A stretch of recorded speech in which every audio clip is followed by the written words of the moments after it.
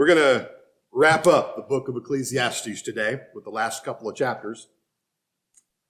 So we'll be starting in chapter 11 if you want to go ahead and turn there.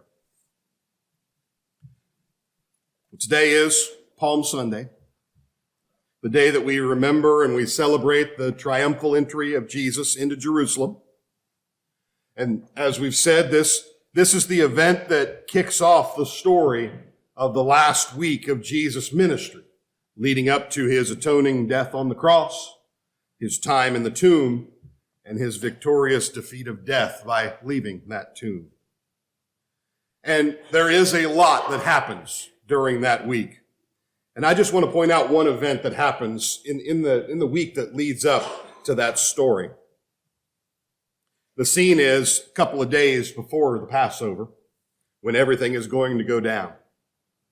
Jesus and his disciples have been invited to a home of a man named Simon the leper. And while that would normally be the focal point of what's going on, Simon, who was a leper, maybe used to be a leper, but he's not the point of the story. While they're there, a woman comes in. One we know nothing about. Pretty much next to nothing, I should say. What she does, though, is amazing. She brings with her an extremely expensive bottle of perfume, one that was probably, more than likely, the most valuable thing she owned. This bottle was not a twist top cap.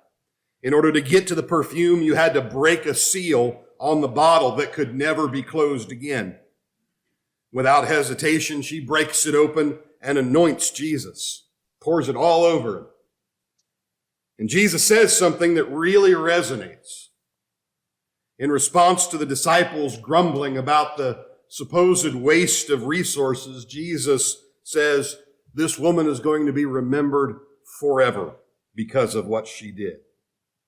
He says her actions are indelibly always going to be connected to the very story of the gospel. But we don't know her name. We don't know her background. We don't know her place in society or her marital status or her job or her hobbies or how many friends she had. We don't even know if she was a Jew. But we do know her passion. And we know that she has gone down in history. We still talk about her 2,000 years later. And isn't that what we all want? A lasting legacy. This woman got that, not because of who she was, but because of who she loved. Through this book of Ecclesiastes, we've seen the philosophical argument that this life doesn't really hold anything permanent. No matter what we do, no matter what we gain in life, how much we lean towards things that are honorable or dishonorable, whether we aim at work or aim at play, whether it's religion or secularity, selfishness or benevolence, all the things that we naturally gravitate towards are what Solomon calls Hevel. And again, most Bibles will translate this as useless, meaningless, or vanity. But maybe a better translation is the word transitory. It's not that these things have no meaning in and of themselves. It's that the meaning doesn't stand up to the test of investigation. Hevel literally just means smoke. And smoke is real. It has substance, but if you try to grab it, it just fades away. And in the first half of the book, we saw Solomon using the scientific method to ask the question, does anything in this life have lasting meaning? Can I find something here in life that's going to last, if not forever, at least beyond my life? Can I leave a legacy that guarantees I'm going to be remembered? And he came to the conclusion, no, not really. Whatever I try, if I do it under the sun, which was his way of saying without a connection to God, then it's going to be Hevel, vanity. So in the back half of the book, Solomon has been giving us advice based on those conclusions. How to live a life with lasting meaning in a world that doesn't have any. And he's done this mostly through little proverbial statements and stories. So today we're going to dive into two more subjects of advice from this wise king and then give his final conclusion to the entire thing. And the first subject that Solomon advises on is, what do we do with the resources we have? Look at the first 8 verses. Cast your bread upon the waters, for you will find it after many days. Give a portion to 7 or even to 8, for you know not what disaster may happen on earth. If the clouds are full of rain, they empty themselves on the earth. And if a tree falls to the south or to the north, in the place where the tree falls, there it will lie. He who observes the wind will not sow. He who regards the clouds will not reap. As you do not know the way the Spirit comes into the bones in the womb of a woman with child, so you do not know the work of God who makes everything. In the morning, sow your seed, and at evening withhold not your hand. For you do not know which will prosper, this or that, or whether both alike will be good. Light is sweet. It's pleasant for the eyes to see the sun. So if a person lives many years, let him rejoice in them all. But let him remember that the days of darkness will be many. All that comes is vanity. Solomon starts off by advising us to get your bread soggy. This passage is all about what we do with the resources we have been blessed with. And the picture here is how you invest. We've already seen back in chapter 5 that financial gain for gain's sake is vanity. But here Solomon points to a wise investment strategy. In essence, what he says is, do good with what you have. Be benevolent, and there will be future blessings to come. And this isn't necessarily all about money. We have all kinds of things that we can use as resources. You can use your time. You can use your talents. And yes, it does include your treasures, your money. But this is overarchingly about your attitude toward others and what you can do to improve their lives. To put this in other words, do as much good as you can in as many ways as you can, and you can then be confident God is paying attention to what you do. Casting your bread upon the waters is all about providing blessings. It's about fully investing what you have in doing good. And when the days come along that are filled with catastrophe, you might be that one light of hope that helps somebody along. And bad times do come to everyone. So Solomon says, don't wait to cast your bread. Verses 3 and 4 tells us the clouds are going to drop rain, whether we like it or not, when they're ready to do it. Trees are going to fall when they are good and ready. And it doesn't matter if there's something in the way. When they fall, they fall. And where they lie, they lie. And if we wait until disaster strikes to start learning to be benevolent, it's going to be too late. You can spend your time watching the sky for the perfect moment. You can watch the wind, but by the time you get the right information communicated to you, the opportunity has passed you by and it's too late. If we spend all our time watching, we never get to the doing. Solomon's talked about this before. Proverbs 11:18 says, the wicked earns deceptive wages, but the one who sows righteousness gets a sure reward. And Paul echoes that to the Galatians in chapter 6. He says, let us not grow weary of doing good. By the way, that is a real thing that can happen. That if we are constantly doing good, there's that voice in the back of our mind, and it's a satanic voice that says, all that good you've been doing, it's been useless. You've been wasting your time. Don't let us grow weary of doing good, because in due season, when it's time, we will reap if we do not give up. So then, as we have opportunity, let us do good to everyone, and especially to those who are of the household of faith. We are to be a people that does good, and we do it even when it doesn't make sense. When the woman came to anoint Jesus, the disciples had a valid, practical argument. See, the disciples saw what she did, and they said, well, you could have taken that bottle of perfume, taken it to the market and sold it, and we could have gotten a good return. And then we could have used that return to help a lot of people. Pouring it out on Jesus made no practical sense. But there were things going on that they didn't understand. And likewise, Solomon points out that there are things in life that just go beyond us, that we can't comprehend. Verses 5 and 6 tell us that there are things beyond us that we will never, at least in this life, truly understand. How does the biological process of conception give a soul to a human being? That's so far beyond us that most of the time we don't even think about it too much. Similarly, we don't know the future.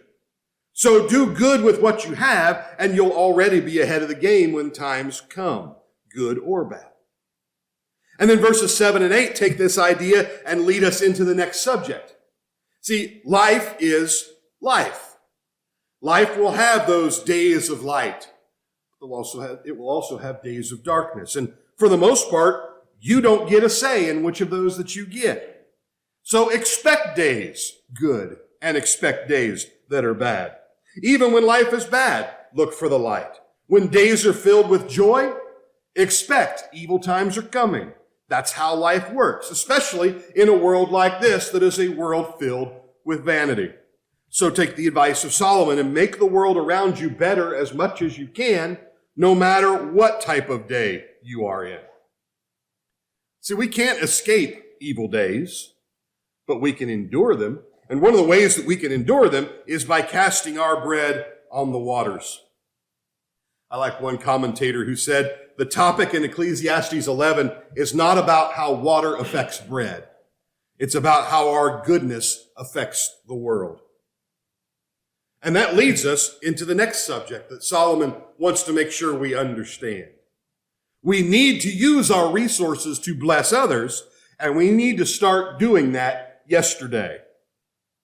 Because we know, don't we, that life does not stop and wait for us to get our acts together.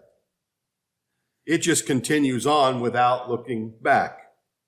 So the next set of proverbial statements are directed at what we should do in our youth. Now, I don't think I'm out of line when I say that for the majority of people in this room, the idea of youth is no longer a thing.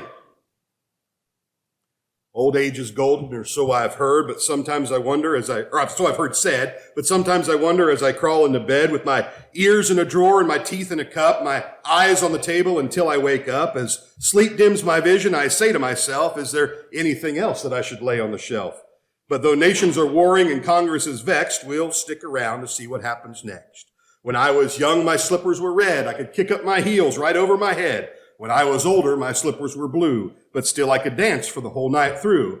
Now I'm older, my slippers are black, and I huff to the store and puff my way back. But never you laugh, I don't mind at all, because I'd rather be huffing than not puff at all. I get up each morning and dust off my wits, open the paper and read the obits, and if I'm not there, I know I'm not dead, so I eat a good breakfast and go back to bed. How do I know that my youth is all spent? Because my get up and go has got up and went. But in spite of it all, I'm able to grin and think of the places my get up has been. See, I want you to look at these passages, not in the sense of, now Solomon is talking to the youth.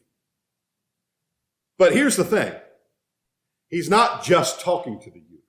And he's not exclusively talking to someone who is young. See, I want you to think about these passages in terms of where you are right now. Because if you have a future, and you do, as far as we know, because we don't know if Jesus will come right now. I swear one of these days I'm going to do that and it'll work.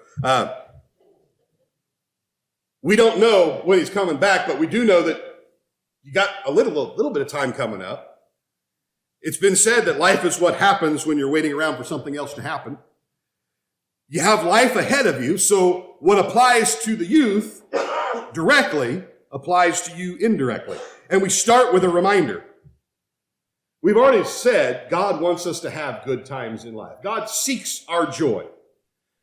But we have to be aware that our good times are just as subject to judgment as everything else. In other words, be discriminating in how you have fun. Verses 9 and 10. It says, "Rejoice, O young man, in your youth. Let your heart cheer you in the days of your youth. Walk in the ways of your heart and the sight of your eyes. But know that for all these things, God will bring you into judgment. Remove vexation from your heart. Put away pain from your body, for youth and the dawn of life are vanity." In other words, take advantage of what you have in the you right now to enjoy the life that God has given you. Whether you are young or just young at heart or struggling to be young at heart, you have the capacity to do something that you will enjoy. We all like to laugh, but keep in mind that one day we will all have to face a judgment day. So make sure the things that we do to rejoice are still in keeping with the ways of your Father. And continuing on, remember God in the time that you have. Whether that's you're young and you got a lot of time in the future, or you're older and don't have quite as much. Chapter 12, verse 1. Remember also your Creator in the days of your youth, before the evil days come and the years draw near, of which you will say, I have no pleasure in them. And again, we're getting advice on how to use our resources. As you are able, serve God. Read the stories of the Bible. You're going to see those who served him came from all different ages. Daniel started out his story as a young man, ended it as an old man. Abraham started his journey with God at 75. Timothy was a young guy. Caleb went well into his 80s. And wherever you are in life, use what you have to do what you can, where you can, to serve your God. And start now, because there are days coming when those options start to get more and more limited. That's the advice that Solomon is saying. Solomon directs this to the youth because it's inevitable that the years come and our resources dwindle. Look at verses 2 through 7. This is Solomon creatively telling what happens inevitably through life. And see if this sounds familiar to most of you. Before the sun and the light and the moon and the stars are darkened, and the clouds return after the rain. In the day when the keepers of the house tremble, that's your arms. And the strong men are bent, that's your legs. And the grinders cease because they're few, your teeth fall out. Those who look through the windows are dimmed, you lose your sight. The doors on the street are shut, ears don't work as good. When the sound of the grinding is low, your voice isn't quite as loud. The one rises up with the sound of a bird. There's fitful sleep. All the daughters of song are brought low. Your energy is gone. They're afraid also of what is high. Anybody afraid of falling down? Terrors are in the way. You're no longer invincible. The almond tree blossoms. The grasshopper drags itself along, and desire fails because man is going to his eternal home. And the mourners go about in the streets before the silver cord is snapped, or the golden bowl is broken, the pitcher is shattered at the fountain, or the wheel broken at the cistern, and the dust returns to the earth as it was, and the spirit returns to God who gave it. This is Solomon's picture of what happens to us all. You know, life is ultimately a death sentence. None of us make it out alive. So, don't look at the end point. Look at where you are right now and serve God with the capacity that you have, because eventually those resources are going to go away and serving becomes more difficult. Use what you can as long as you can to bless others as much as you can and bless God. And then finally we come to the ultimate conclusion to the entire book. First, a restatement of the point. Verse 8, vanity of vanity, says the preacher. All is vanity. So to resolve the whole thing, if life is vanity, if nothing lasts forever, if you can't leave a lasting legacy, what should we conclude? Well, we read on, verse 9. Besides being wise, the preacher also taught the people knowledge, weighing and studying and arranging many proverbs with great care. The preacher sought to find words of delight, and uprightly he wrote words of truth. The words of the wise are like goads, like nails firmly fixed are the collected sayings. They are given by one shepherd. My son, beware of anything beyond these. Of making many books there is no end, and much study is a weariness. of the flesh. I want you to notice something here. All through this book, Solomon has told us life has no lasting meaning. At least that's true under the sun. And if God isn't in the equation, life is Hevel. It's useless, vain. But Solomon never says, okay, give up. He doesn't point to all of this and say, well, you might as well just lay down and die. No, he comes to the conclusion that all of us have to come to eventually. And it's the same one that C.S. Lewis famously said, if we find ourselves with a desire that nothing in this world can satisfy, then the most probable explanation is that we were made for another world. The solution is not to give up, but to change perspective. Solomon, coming to the conclusion of his grand experiment, says, I became the one who would teach others what I found, so they wouldn't have to experiment. I would use the wisdom that God had given me to take the findings I had come up with and make life better for those around me. I don't want them to make the same mistakes I made. He speaks about the value of good teachings. He says they're like goads. Sometimes knowledge is pointed. Sometimes it hurts. But wisdom directs us to go the right direction. They're like nails. Truth is truth, and it holds steady no matter the circumstances. And what was true in the days of Solomon, what was good advice then, is true and good now, especially when it comes from our one shepherd. But the caveat to all of that is there is such a thing as bad advice, bad wisdom. And it's up to us to determine which is which. So you have to be discerning which voice to listen to. And so how do we do that? Well, verse 13, the end of the matter, all has been heard. Fear God, keep his commandments. For this is the whole duty of man. For God will bring every deed into judgment with every secret thing, whether good or evil. That final conclusion, when all is said and done, with everything under consideration, is simple. Your duty as a human being, if you want your life to truly have meaning, if you want a legacy that lasts beyond the days of your life, is to have a true godly perspective. Fear God. Revere him. Hold him in awe. Understand that his ways are beyond us and they're better than our ways. Proverbs tells us several times that the fear of God is the beginning of true wisdom. It tells us that the fear of God leads to longer, more fulfilling lives and keeps you from the things of this world that will harm you in the ways that you cannot fix. And now we've said it a lot, so I'm not going to belabor it, but the fear of God is not trembling in the corner because he might smite you. The fear of God is the ultimate knowledge. He's God and I'm not. He gets the big chair and I don't. And so I have to give him all the respect that comes with that knowledge. That's what the fear of God is. Keep his commandments. Fear him, keep his commandments.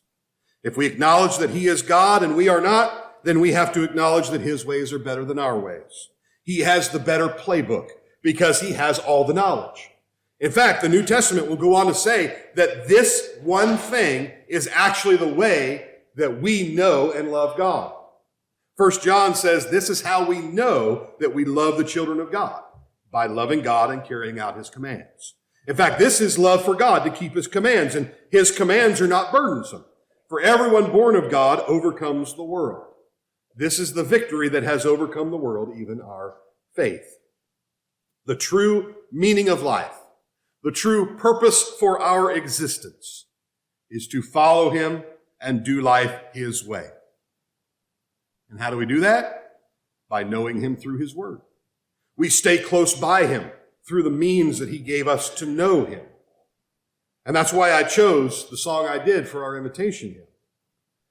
Because our goal is to be nearer to him. That begins when we turn our lives over to him. When we say, I'm going to do things your way. I'm going to listen to what you say. You know, our weekly invitation to believe and repent and confess and be baptized is more than just a checklist that the church made up so that you would have something to do. It's what we do because we're responding in faith. Because faith is more than just saying, I believe something. Faith is action. And thankfully, God gave us an action to do. He told us what he wanted us to do. So, I want you to believe in my Son. I want you to repent of your sins and change your mind about how you live your life. I want you to confess me before man. I want you to be baptized. All of that is our response to knowing him, to being nearer to him. And then we take that moment and we spend the rest of the life that we have looking for ways to get nearer, still nearer to him. If you need to make a decision today, now is the time to do it. Let's stand and sing.